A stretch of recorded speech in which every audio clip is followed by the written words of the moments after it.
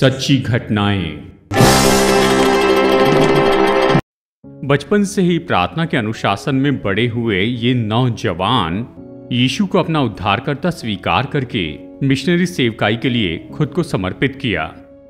Missionary सेवकाई के लिए साहसी होना है, उत्तम वक्ता होना है, तत्परता होनी है और शारीरिक बल इनकी जरूरत होती है। लेकिन ये तो कोमलता से बोलने वाले थे, अच्छे से सुनने वाले थे, नम्र थे और अपने शारीरिक बल में ये तो बहुत ही कमजोर थे। आप कैसे मिशनरी सेवकाई कर पाएंगे? इस तरह से सब इनका मजाक उड़ाते थे।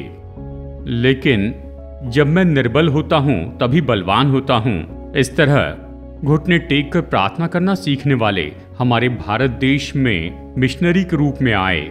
ये हैं प्रेइंग हाइड, प्रार्थना करने वाले व्यक्ति के रूप में जाने जाने वाले हाइड। कई घंटों तक घुटनों पर प्रार्थना करना सीखे। आत्माओं के लिए आंसू बहाकर शोक करने वाले, खाना पीना छोड़कर प्रभु की उपस्थिति में आत्माओं के उद्धार के लिए विनती करने वाले बने।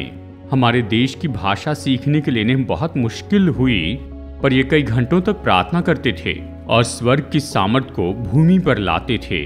साधारण रूप में इनके संदेश केवल 15 मिनट के होते थे, पर ये कई घंटों तक प्रार्थना में लोगों की अगुवाई करते थे। हे प्रभु, हर एक दिन आप मुझे एक आत्मा दीजिए, इस तरह प्रार्थना करने वाले हमारे देश में 19 साल तक सेवकाई करने पर बहुत सी आत्माओं को प्रभु के लिए इन्होंने जीत लिया।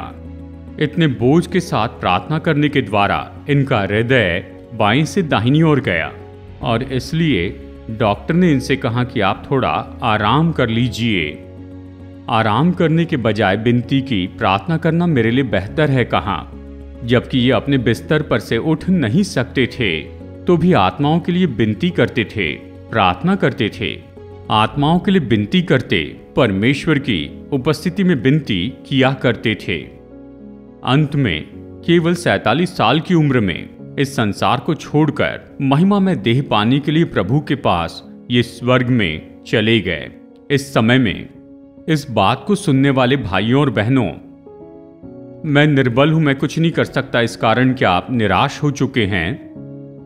ऐसे ही निर्बल हाइड को अद्भुत रीति से उपयोग करने वाले प्रभु आपका भी उपयोग कर सकते हैं। प्रार्थना की सामर्थ्य से बढ़कर कोई सामर्थ्य है ही नहीं।